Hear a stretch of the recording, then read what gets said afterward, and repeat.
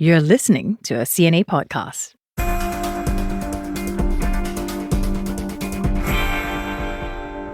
Well, leaders and observers had low expectations for the G7 meeting in Canada, but the summit struggled to clear the low bar. Host Canada dispensed with the joint communique to head off differences, but US President Donald Trump found a way to rattle the cage anyway. The G7 used to be the G8. Barack Obama and a person named Trudeau didn't want to have Russia in. And I would say that was a mistake because I think you wouldn't have a war right now if you had Russia in. And you wouldn't have a war right now if Trump were president 4 years ago. He then left early to attend to the Israel-Iran conflict, at first talking about a deal. I think a deal will be signed or something will happen, but a deal will be signed. And I think Iran is foolish not to sign one. But his tone changed after he left the G7 summit, declaring on social media that everyone should immediately evacuate Tehran and demanding unconditional surrender by Iran. The host put on a brave face, with Canadian Prime Minister Mark Carney welcoming G7 partners to the gathering in a picturesque part of Alberta and saying the work must go on without Donald Trump. Mr. Carney also pledged more aid for Ukraine and expressed unwavering solidarity with Kyiv. But the Canadian PM dropped a G7 statement of support after U.S. resistance. Well, Nick Harper's been tracking developments by the minute in and around Kananaskis, a mountain resort area in the Canadian Rockies. And here's the postmortem on the G7 summit, which has just wrapped up. Hi there, Nick. Hi, Arnold. So quick thoughts, on the meeting, which, has just closed. It's minus President Trump. So it's more like a G6 summit, isn't it? Well, that's right, Arnold. This was the summit where the G7 became the G6 halfway through. And I think it closed really with a whimper rather than a bang. And maybe that's probably a good thing. We had a very calm press conference at the end. Prime Minister Mark Carney of Canada, as the host nation, was leading that press conference, giving some thoughts about how it had all gone. It was very clear, though, there were no big wins from this, but really none were expected. But there was still, even on day two, during the day that Donald Trump had left, that shadow of Trump really permeating the whole of the meeting. They were speaking about Ukraine, but really the decisions they were trying to make, they needed Donald Trump. So, for example, how tough the sanctions were going to be. I would say, though, day two has been, without Donald Trump, much calmer. His disruptive influence has gone. On day one, he had this strange habit of taking questions any chance he got. So he would appear in a bilateral alongside Mark Carney. They would give brief remarks. They'd quickly try and wrap it up. And suddenly Donald Trump would be taking questions for the next 10 minutes. Not quite what Prime Minister Carney was expecting. As a result, day two, much calmer. Okay, Nick. So we're recording this very close to midnight in D.C., where the president is. So this may change very quickly. I just want to, make a note of that. But take us back to the moment when, Donald Trump said he was leaving early to attend to the Israel-Iran conflict. Can you sort of take us through the chatter, and all the hopes and fears that were raised when the announcement came out? Yeah, Arnold, there was a little bit of chatter going on, and then suddenly the news dropped, a complete bombshell, because this was the type of big embarrassment that Canada was hoping to avoid during all of this. Suddenly, the White House was confirming the news. Donald Trump was appearing in that family photo. And again, yes, he took questions, although he wasn't meant to. He said he had to get back as soon as possible. And it suddenly became clear that he was heading back to the Situation Room in the White House. He was calling his National Security Council together. And really, that only means one thing. There is a major crisis unfolding, and potentially there is a military component into all of this. Now, Emmanuel Macron of France said Donald Trump was leaving, in his words, to negotiate a ceasefire. That was something that Donald Trump on social media, while on Air Force One, essentially slapped down. He said Emmanuel is always wrong, and he wasn't going back to negotiate a ceasefire. He preempted it all, hinting that it was going to be something even bigger. So suddenly fears were speculating that military action might be about to unfold.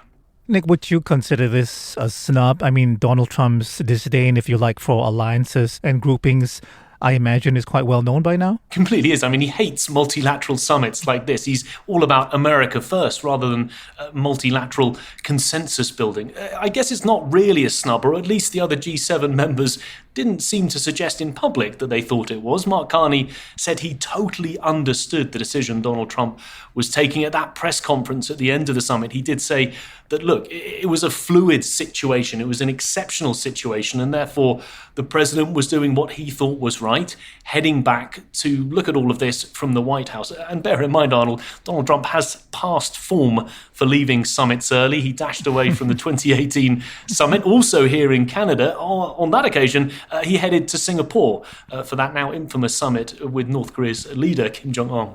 So President Trump has a choice now. It's between last-minute diplomacy or a bunker buster bomb. That's how it's being framed in a lot of reports. I mean, any indications, from the sideline chats and the whispers that obviously took place at the G7. Also, I guess from your contacts in Washington, about what he's inclined to do at this point? Yeah, well, look, on the one hand, it's either a push for peace or it is that footing for war. And it's not really clear which way he's going. But I think it looks like he is aligning himself with Israel to potentially take military action. If you look at some of his social media posts, he's called for Iran to have an unconditional surrender. He's even threatened assassinating the Ayatollah, the supreme leader, Ayatollah Ali Khamenei of Iran. He said he's not going to do that, at least not for now, but he has warned that US patience is running thin. So potentially, yes, he might be getting ready to use that bunker-busting bomb. It has to be deployed by a US B-2 stealth fighter. Only the US has that. Only the US has these type of bombs. It's something that Israel would like them to do, and they have been moving US assets, including aircraft carriers, away from places like the South China Sea, moving them more towards the Middle East region. Just briefly to mention the chatter in the G7 summit. I mean, Keir Starmer, the Prime Minister of the UK, he thinks that there was nothing that the president told him during Monday night's dinner that would suggest he was about to take military action. Friedrich Merz, the Chancellor of Germany, had a different opinion. He thinks that Donald Trump is considering strikes. I mean, it does seem to be moving in that direction. And what are your sources in D.C. saying about how Republicans feel? I mean, we know there's a split, between those who want America to withdraw and not get involved in any future conflicts. And there are those who believe, I guess, that America should remain a global power and a global influence. Yeah, you're right. And this really is splitting the Republican Party at the moment because, bear in mind, Donald Trump has come in presenting himself as the president of peace, as a man who doesn't intend to start new wars. He's criticized past US presidents for, very long wars in Iraq, in Afghanistan. So there is this now bipartisan effort put together by Republicans as well on Capitol Hill, trying to block Donald Trump from any US action against Iran without the specific approval of Congress. That's one side of the aisle. The other side of the aisle, of course, there are plenty of hawks in the Republican Party. They think that Iran should be stopped at all costs. They say it's a national security threat, the possibility that Iran could build a nuclear bomb. In many ways, we've seen some of those Republicans almost egging on Donald Trump. And then in the middle seems to be the vice president, J.D. Vance, trying to bridge that divide. He put out a very long social media post saying ultimately the decision rests with the president. It's just not clear which way he's going to go. So in the meantime, host Mark Carney had a tough job marshalling the remaining leaders, the G6 leaders, and also invited leaders to carry on with the summit. But he did say that the work must go on. Did they actually get much done? I mean, at times it seemed like Mark Carney was a referee in a wrestling match, trying to keep order between all of the participants. I mean, I think, look, the Israel-Iran problems very much overtook the agenda. That flare-up in tensions just a couple of days before the summit started suddenly dominated the summit. It changed the agenda. It changed what everyone was talking about. They put out a joint statement calling for de-escalation. That was on Monday. On Tuesday, though, Donald Trump seemed to be entertaining these ideas of military action. On the issue of Ukraine, that was a big one that was going to be discussed, really the main focus of day two. They've managed to agree a sanctions package, but they didn't agree a joint statement. What they did achieve, though, is 6 statements on 6 different areas that they feel that they can potentially work on. And Mark Carney detailed those things that were discussed and put out in statement format at the end of the summit.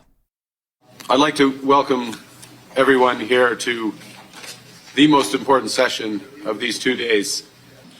We have a very important agenda together, but it's a sign of the maturity, I think, of the G7 that we come together for common problems in energy security, common opportunities in new technologies from information technologies, artificial intelligence, quantum computing, the need to have reliable supplies, that this table can produce reliable supplies in critical minerals.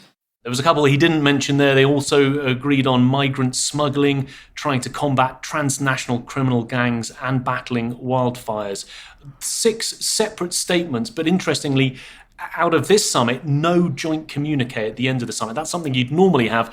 They didn't even try it this time because they didn't feel there was going to be enough consensus with Donald Trump disagreeing on many of the issues. Nick, there were expectations that bilateral meetings on tariffs were going to be a big feature at the G7 summit. So I know there was some progress with the UK, but there were scheduled meetings with Australia, I believe, South Korea, Mexico. They were cancelled.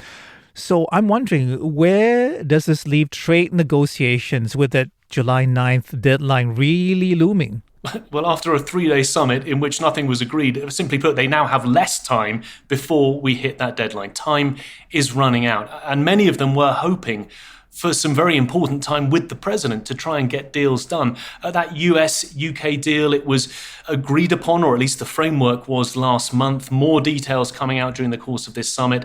The UK cars entering the US, tariffs down to 10%, removing tariffs from UK steel and aluminium. Still some details to be worked out, though. I mean, it doesn't seem to be fully 100% finalised. The EU also had meetings with US counterparts, but again, no breakthrough for the EU, for all the other nations. Really, time is ticking away.